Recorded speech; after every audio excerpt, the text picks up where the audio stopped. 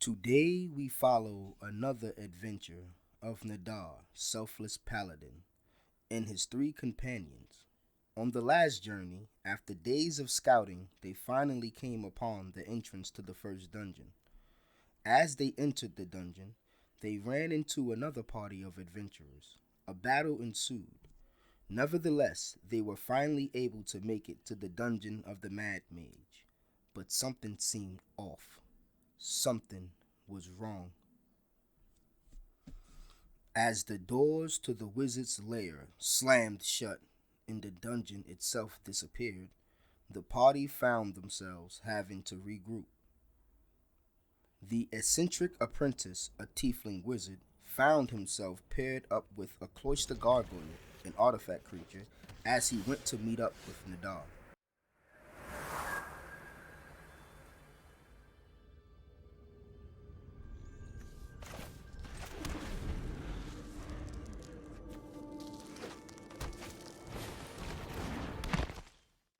Nadaar, there you are. Okay, apprentice, spit it out. What happened? I thought you said you've been to the wizard's lair. Well, I said I scouted it out. I never said I'd actually been inside.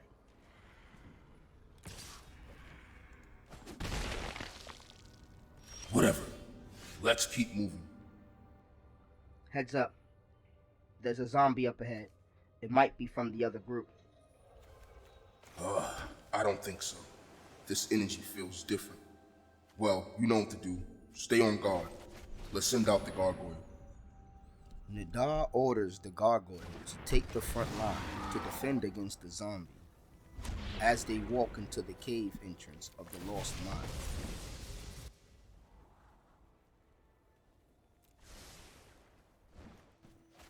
As they walk further into the cave, a little plant creature sprouted up from the ground. It seemed harmless, but the party was to take no chances.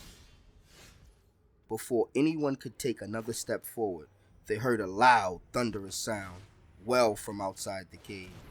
The ground began to crack slow, like a thin sheet of ice on the surface of a frozen lake. And then, the next instant, the ground split, and the plant creature fell underneath the ground from which it came. The zombie seemed to have avoided the drop as they entered through the next room of the dungeon, the goblin lair. That must have been borrowing. It seems he's caught up.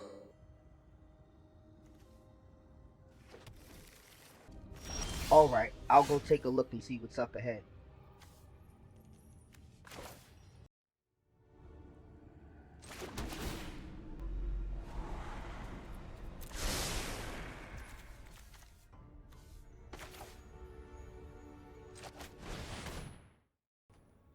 As the apprentice entered the next room of the dungeon, the enemy cast a vicious spell. Power word kill. It was a trap. It wasn't all a waste. Entering the storeroom gave the goblins plenty of armor and weapons to become stronger. Damn it! The apprentice. We're gonna have to use Borrowing's magic to bring him back. He shouldn't be too far behind us.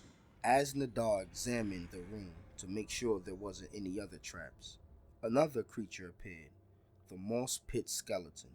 The creature was made of both bones and plants. A vile creature, to be sure. Borrowing, you finally caught up. We might need your magic to resurrect the apprentice. I'll explain later. For now, I'm headed out to battle. As they entered the last room of the dungeon, the gargoyle took flight, as if he were powered up by the paladin.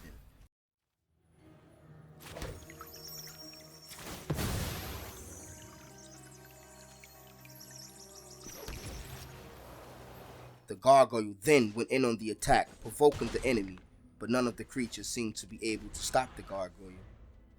Then, the enemy cast a very rare, powerful enchantment, Skeletal Swarming. Things were about to get bad, real fast. Nadaar decided to take the enchantment that the apprentice left behind and used it to take flight. Then Borrowing, Clan of Under, entered the fray, wielding his massive hammer as the party approached the dungeon of the Mad Mage. Nadaar swooped in for the attack as they blitzed through the 2 rooms of the dungeon and ended up at the Goblin Bazaar, where they found treasure.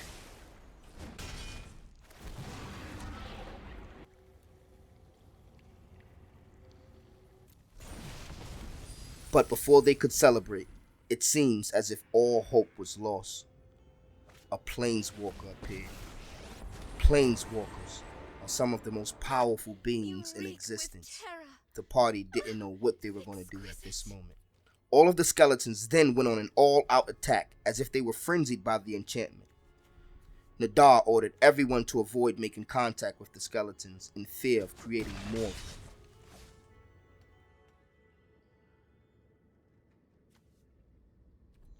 The enemy planeswalker then summoned 2 menacing spiders that blocked the path to the next room of the dungeon.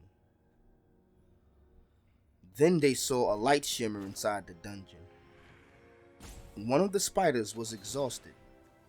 It must be the beautiful wizard, Nadaar thought. Reliable as always, it seemed her magic was cast instantly the moment the way was blocked. Nadaar and the gargoyle then went on the attack. The gargoyle went after the planeswalker. Nadaar went toward the door. The spiders defended against the gargoyle, which in turn powered up the planeswalker, but this allowed Nadaar to advance through the dungeon.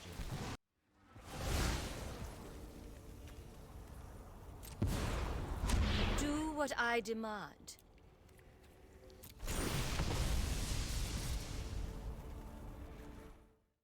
As they entered the runestone caverns, Borrowing cracked the earth once again and destroyed the plant zombie. After that, Nadaar cast another flight enchantment on Borrowing himself. Into the deep mines they go. Subservience will be.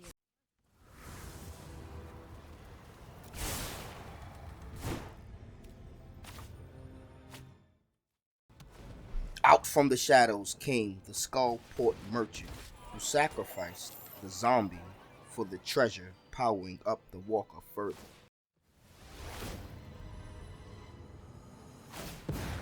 I will get what I want. The planeswalker then summoned 2 more spiders. Then another Chamberlain ghast appeared. The enemy skeletons continued to mindlessly attack. Borrowing shattered one of them with his hammer. As the Spider Queen laughed, more skeletons appeared. My will cannot be denied.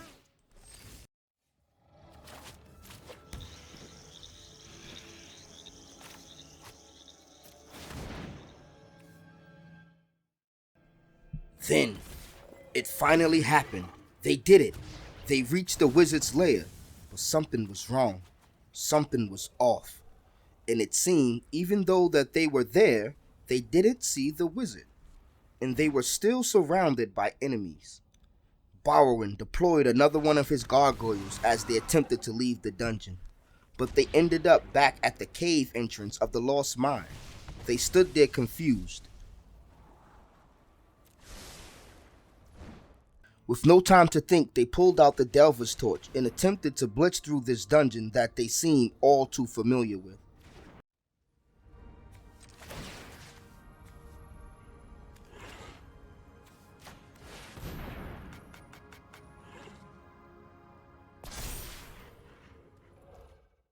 Borrowing, Nadaar, and the gargoyle went on an all-out attack.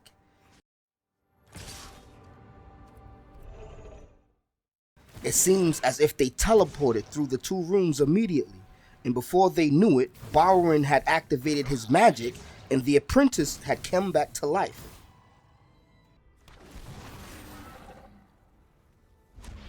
They found themselves at the end of the first dungeon once again. Apprentice, do you mind explaining what's going on here? Well, come to think of it, the first time I actually found the first dungeon, when I got to the end, the last door vanished, and I ended up at the beginning of the dungeon. I thought I may have triggered a trap. The enemy spiders defended against the attack, also powering up the planeswalker. I will cull the weak. Before they knew what, it happened again. Power word kill. One of the gargoyles was vaporized instantly. Then, a tiefling cleric appeared that seemed to power up all the skeletons and zombies in the area. We will slay our enemies. The skeletons went on another attack. It was easily defended by the goblins and the apprentice.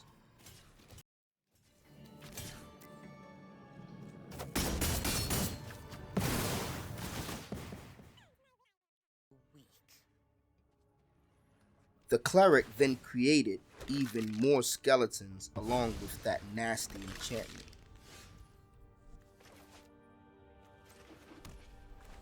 Bowrin deployed yet another gargoyle, and then he smashed his hammer against the ground once again, cracking the earth, destroying one of the spiders.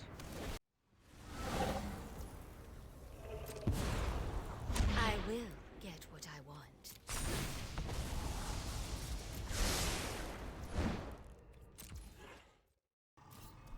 Making their way through the dungeon, they take the opportunity to go on an all-out attack. They run through the twisted caverns, onto the lost levels. Bowrin even used his magic to bring back another gargoyle. When they entered the runestone caverns, again, they summoned yet another gargoyle.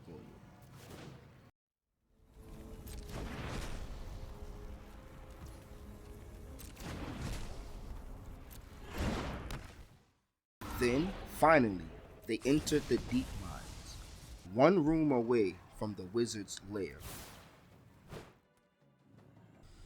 The enemy defends against Nadaar, but Bowrin manages to enter the last room.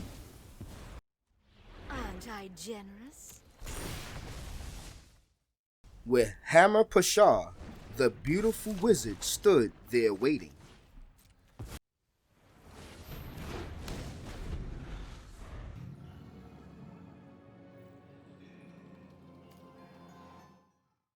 Before the door closed, the enemy went on a last-ditch effort attack, even taking out a gargoyle in the process.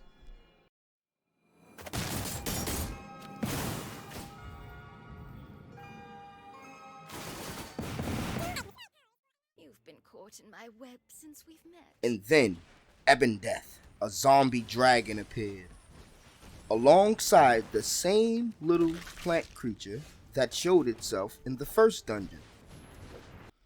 As the party braces itself for yet another battle, the enemies retreat once again. Then they heard a very peculiar laughter. They turned toward Hammer Pashar, the beautiful wizard, as she stands there laughing profusely.